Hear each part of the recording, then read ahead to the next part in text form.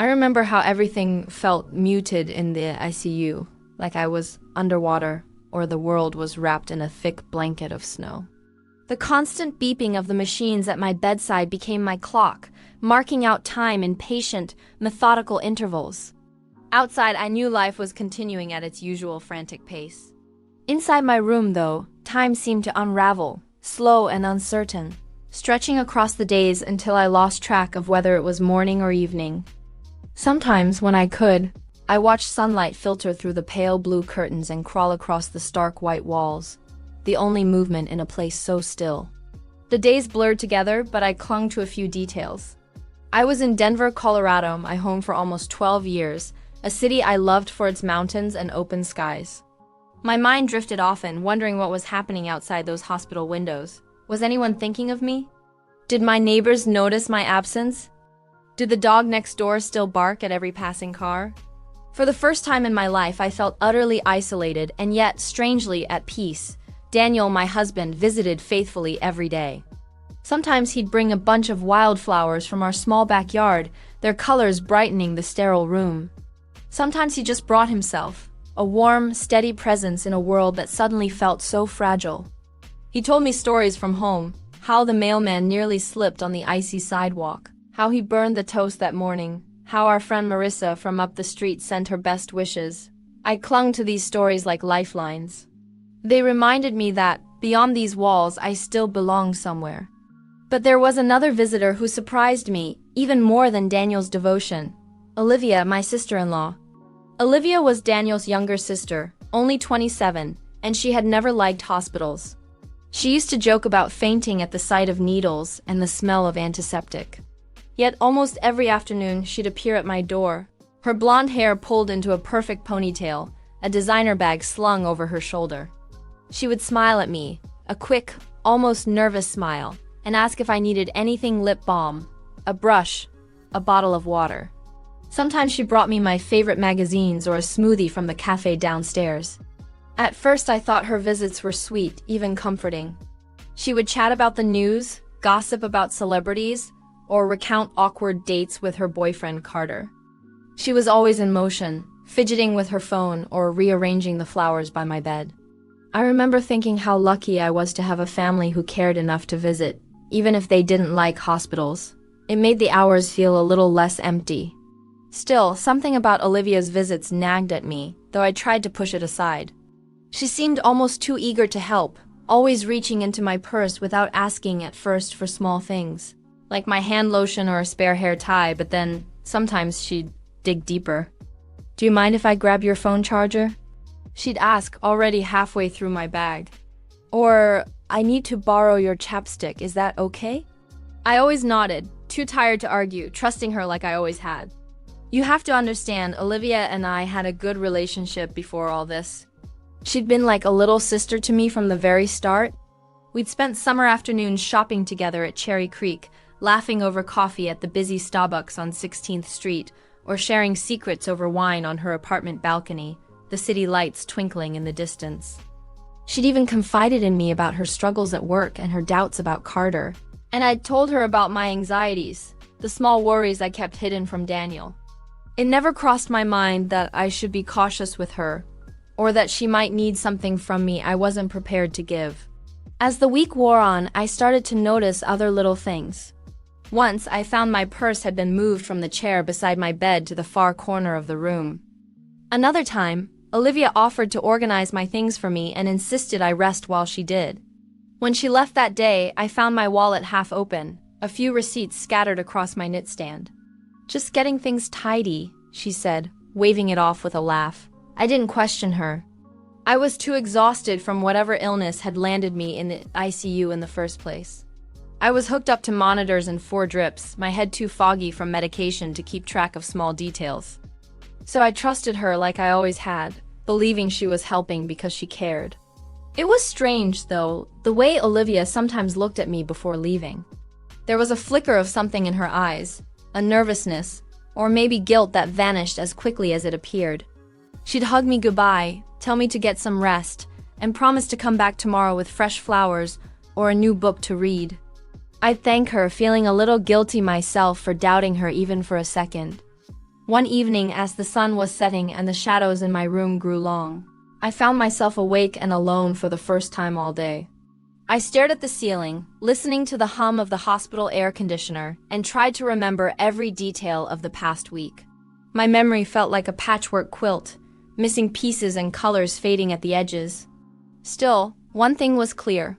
I had been helpless, dependent on the people who claimed to love me. That night, I resolved to trust my instincts more, even if it meant admitting that sometimes the people closest to us don't always have our best interests at heart.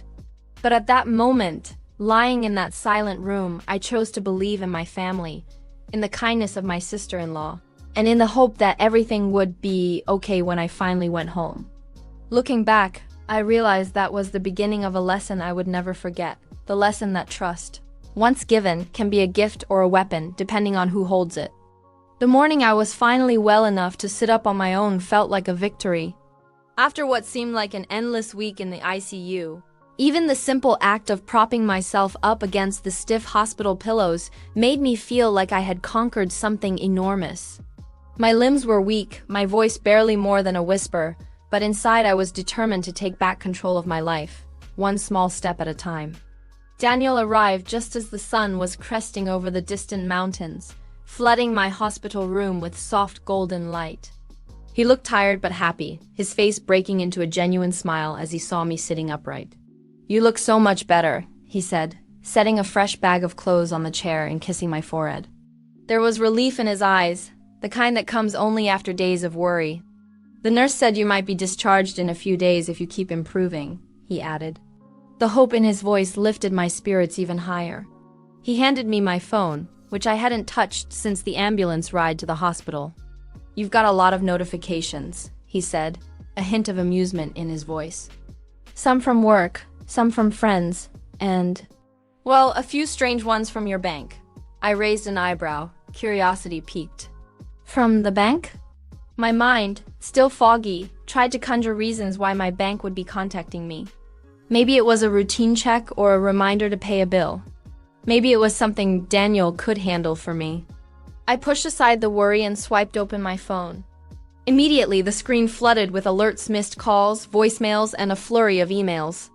I scrolled, my heart beginning to pick up speed. There were a handful of messages marked urgent from my credit card company.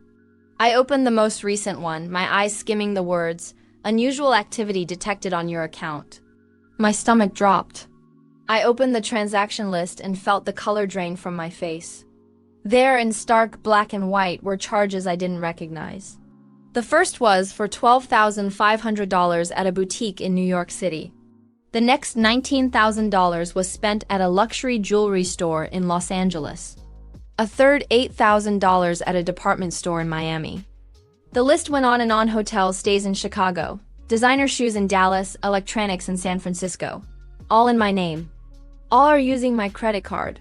The total amount, at the bottom of the list, made my head spin: $122,000. I blinked. Reading and rereading the number, convinced I must be hallucinating. I tried to tell myself it was some kind of computer error, but the names of the shops, the timestamps, the cities, they were all real. They were all mine. Daniel saw the panic in my eyes and quickly moved to my side. "What's wrong?" he asked, worry slicing through his words. I tried to hand him the phone, but my hand was shaking so badly that he had to take it gently from my grip. His eyes widened as he scrolled through the charges. "This can't be right," he muttered. "How is this possible?" A memory flashed through my mind: Olivia, reaching into my purse, her hands moving a little too quickly, her eyes darting away from mine. I thought of all those afternoons she sat at my bedside, offering to fetch me things, tidying up, handling my belongings as if they were her own. An icy realization crept over me. It couldn't be, could it? I wanted to scream. I wanted to believe it was a mistake. But somewhere deep down, a part of me knew. I tried to steady my breathing, to think rationally. "We need to call the bank," I whispered, my voice trembling. Daniel nodded, already dialing the number. As he spoke to the customer service agent, confirming what I already feared, I sank back against the pillows, feeling like I might pass out all over again. The nurse popped her head in, asking if I was okay, and I forced myself to smile, not wanting to worry her with the chaos unraveling inside my head. We spent the rest of the day on the phone calling the credit card company, filing fraud reports, and talking to the police. Each call made it more real. Each conversation a reminder that my world was not as safe or as simple as I had believed. Daniel tried to comfort me, assuring me we'd fix it. But there was a storm of betrayal swirling in my chest, one that words could not calm. By the time I was discharged and brought home, I was exhausted in every possible way, physically, emotionally, and mentally. Home should have felt like a sanctuary, but instead it felt fragile, like it could crack at any moment. My thoughts raced. I replayed every interaction with Olivia, every laugh, every smile, every moment she touched my purse or asked for my trust. How could she have done this? And why? The very next day, before I could even fully process what had happened, Olivia showed up at my door.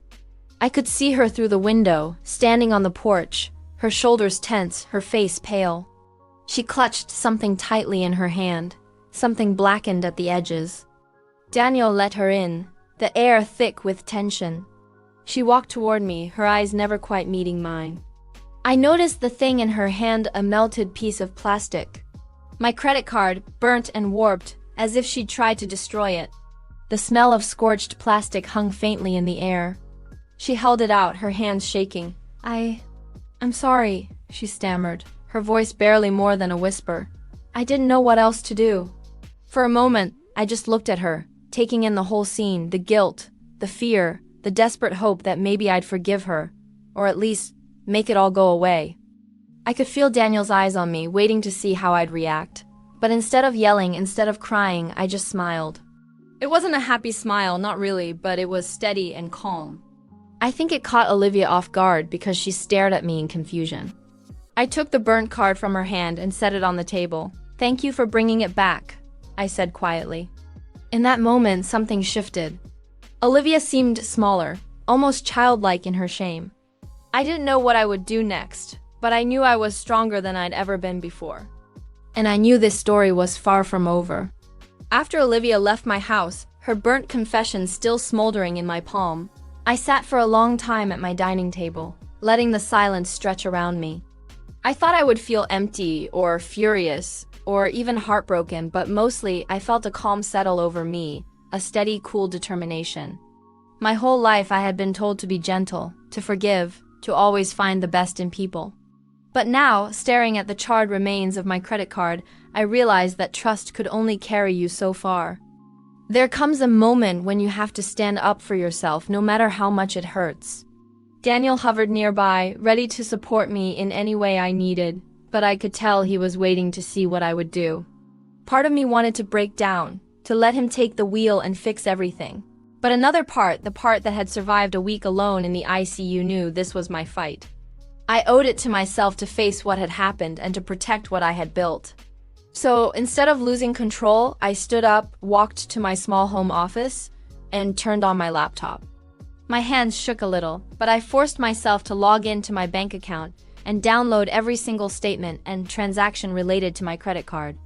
Each charge felt like a punch to the gut, the boutiques, the jewelry, the hotels and cities I hadn't even visited. I printed out the records, one after another, until a thick pile of paper sat on my desk, proof of what had been taken from me. I looked at the names on those receipts, and I thought about the person who had made those purchases. Olivia, my sister-in-law, the woman I had trusted with my home, my secrets, and now my money. I thought about her nervous smile and the guilt in her eyes. I wondered what story she was telling herself to justify what she'd done. I didn't waste any more time on questions with no answers. I picked up the phone and dialed Sarah Brooks in Boston, a woman I'd known since college, and now a well-respected attorney. Sarah was everything you wanted in a friend and a lawyer, direct, sharp, and fiercely loyal. She answered on the second ring. "Hey, you," she said, her voice warm but businesslike. "How are you holding up?" I took a breath. "Not great, Sarah. I need your help. Someone close to me stole my credit card and spent over $100,000. I have all the evidence. I want to do this the right way. No drama, no shouting matches, just justice. Sarah didn't hesitate. "Send me everything you have," she said. "Don't worry, we'll take care of this." Her calm confidence gave me strength. I scanned and emailed the documents, feeling a small surge of power with every click. Sarah responded almost immediately, outlining the steps we'd need to take, reporting the fraud to the police, filing a claim with my credit card company, and preparing an official letter for Olivia, warning her of the consequences and requesting the return of any remaining items purchased with my money. Sarah assured me that, given the evidence, we had a strong case and that I would be protected throughout the process. By the time I was done, it was late evening. The house was quiet except for the low hum of the refrigerator and the occasional creak of the old wooden floors. I made myself a cup of tea, sat by the window, and watched the city lights of Denver flicker to life against the darkening sky. It struck me then that this city had always made me feel safe. Now, for the first time, I realized that safety wasn't just about where you lived, but about what you were willing to fight for. The next morning, there was a knock at my door. I knew before I opened it that it would be Olivia. I could see her through the frosted glass, her posture tense, her hands wringing nervously. I opened the door, and she stepped inside without waiting for an invitation. She looked tired, her face drawn and pale. "I wanted to talk to you," she said, her voice unsteady, "about everything." I nodded, gesturing for her to sit, but she remained standing, shifting her weight from foot to foot. She started to speak, stopped, and then tried again. "It was just a few things at first," she whispered. "A bag here, a pair of earrings there. I thought I'd pay you back. I really did, but then it just got out of control. I was scared. I didn't know what else to do." I watched her carefully, listening to her confession, but feeling strangely detached. I remembered all the times I had covered for her mistakes, excused her impulsiveness, let her off the hook because she was family. Not this time. "I know you're angry," Olivia continued, "but you don't have to do this. I'll give everything back. I'll pay you back, I swear. Please, can we handle this ourselves?" I didn't answer immediately. Instead, I reached into the drawer beside me and pulled out a sealed envelope. I handed it to her, my hand steady. "You need to read this," I said softly. She tore it open and began to read. As her eyes scanned the letter, Sarah's official notice, outlining the investigation, the charges of credit card fraud, and the requirement to return all items purchased, her face crumpled. Tears sprang to her eyes, and for a moment, she looked like a lost child, not the woman who had just stolen $122,000 from her own family. She sank onto the couch, clutching the letter, her sobs shaking her shoulders. "I didn't mean for any of this to happen," she cried. I needed to feel important. I wanted people to notice me, to see me as someone special. And then I couldn't stop. I sat beside her, my heart aching but resolute. "I trusted you, Olivia," I said, my voice steady. "But I trust myself more. I have to protect what's mine, for my sake and Daniel's. I hope someday you understand why I had to do this." For a moment, we just sat there, the weight of everything unspoken hanging in the air. Then, gently, I put my arm around her and hugged her. She cried into my shoulder, and I let her, feeling the strange mix of grief and relief that comes with doing the right thing, even when it hurts. As she left my house that morning, letter in hand and head bowed, I felt a deep, bittersweet sense of closure. I didn't know what the next weeks would bring, but for the first time since my life was turned upside down, I felt like I was in control again. And that was something Olivia had never expected. By the time the month ended, the worst of the storm had passed. The phone calls, the paperwork, the uncomfortable conversations with the police and credit card company. All of it gradually faded into the background as life began to return to a strange sort of normal. Sometimes I caught myself standing at the window, coffee cup in hand, watching the world outside and marveling at how everything could seem so unchanged, even after the chaos that had ripped through my life. But inside, I knew I was different. I got most of my money back, thanks to Sarah's relentless work and the police who handled my case with surprising sensitivity. Olivia's spending spree had been so extravagant, and public designer boutiques, high-end jewelers, exclusive hotels, that the stores almost seemed relieved to return the bags and jewelry when they learned the truth. I imagined them shaking their heads in disbelief, realizing that sometimes real life was stranger than fiction. The credit card company wiped away the fraudulent charges, and just like that, the heavy cloud of debt that had hung over me began to dissolve. My credit score slowly repaired itself, the numbers inching back up, a silent reminder of what could be rebuilt with time and a little faith. Olivia, on the other hand, left Denver not long after our last meeting. I heard from Daniel's parents that she'd gone to Europe, London first, then Paris. Maybe even Rome. There were rumors she'd found work in a boutique there, and that she was trying to start fresh, away from the mess she'd made in America. Part of me wished her well, hoping she would find some peace, or maybe a little wisdom. But I also felt relief, a lightness in my chest every time I walked into my house, knowing there would be no more awkward visits. No more nervous glances, no more questions left unasked. It's funny the things you do after surviving a crisis. The first thing I bought for myself after everything was over wasn't a luxury handbag or a piece of jewelry. It was a new purse, simple, navy blue, with sturdy zippers and no brand name at all. I picked it out at a small shop on the corner, not because it was expensive, but because it felt sturdy, like it could weather anything. Standing at the counter, paying with my new, carefully guarded credit card, I felt a quiet sense of satisfaction. I was finally choosing things for myself, not because someone else would notice or approve, but because they made me happy. I also changed every password, every PIN, and every security question. I set up alerts on all my accounts, and Daniel and I sat together one Saturday morning, going over our finances line by line. It wasn't just about money anymore, it was about trust, about building a life where both of us felt safe and respected. The process was tedious and sometimes frustrating, but in a way, it brought us closer. We laughed over the ridiculous questions our banks asked, "What is your favorite childhood pet?" and made up answers only we would remember. We started keeping a little emergency fund in cash, just in case. I think we both knew that we could never predict what life might throw at us, but we were finally ready for anything. Daniel, who had been my rock through all of this, suggested a getaway once the dust had settled. "We deserve a break," he said, grinning in that way he did when he was trying to lift my spirits. "Someplace new, someplace fun."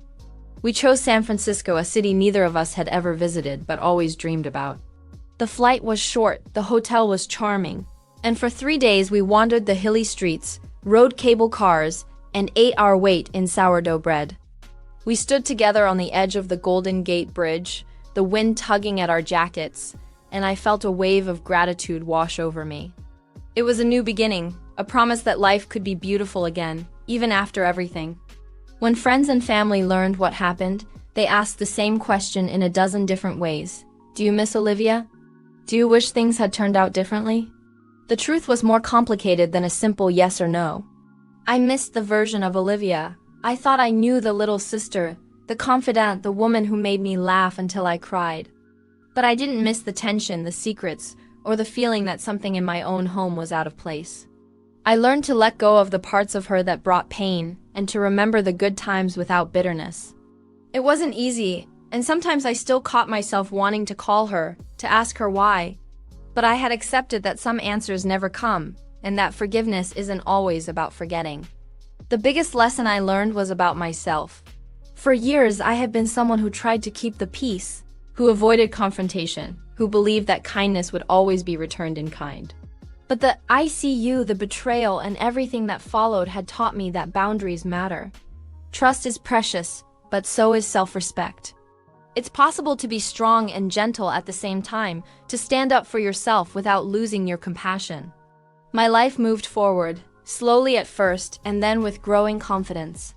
I threw myself into my work, volunteered at a local charity, and spent time with friends who made me feel safe and valued. I found new hobbies, gardening, painting, hiking in the foothills, and discovered that joy can bloom even after heartache. Daniel and I grew closer, our marriage deepened by the storms we'd weathered together. Our home, once a place of anxiety, became a sanctuary again, a place where I could breathe easily, laugh loudly, and dream without fear. Now, whenever someone hears my story, they marvel at how I got through it. Some say I was lucky. Some call me strong, but the truth is, I was just determined. I learned to trust my instincts, to speak up, and to believe in my strength, even when it felt impossible. That, more than anything, was the real victory. So that's my story, the story of how I lost $122,000 and got it all back. Not just by fighting for my money, but by believing in myself. Life doesn't always give you easy choices, but sometimes the hardest chapters teach you who you truly are. And as I move forward, purse in hand and heart open, I know I can face anything that comes my way.